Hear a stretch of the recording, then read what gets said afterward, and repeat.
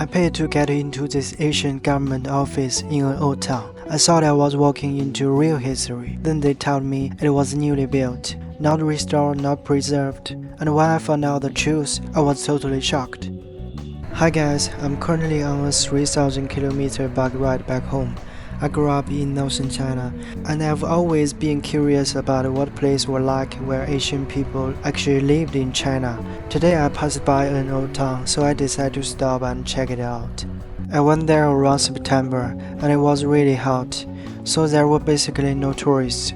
It was my first time visiting an old town like this, so I thought it was pretty cool.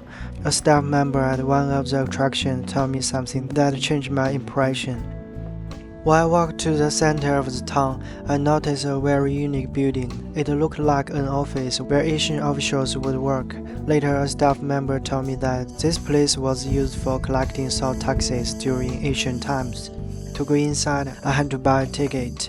I've never actually seen a real Asian government office before, so I'm really curious. I paid about 10 yuan for a ticket. Later, I casually asked if all the buildings here were ancient. She said most of them were newly built. I was really shocked because I'd always assumed that everything in an ancient town was actually old. Otherwise, why call it an ancient town?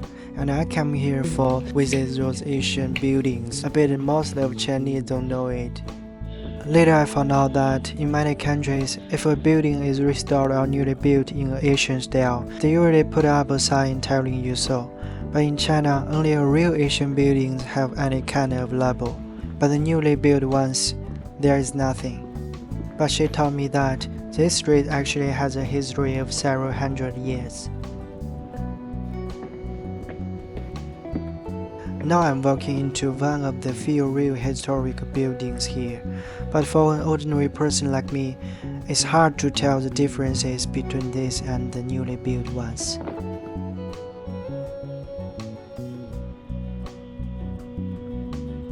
I don't know if what she said was true or not at first.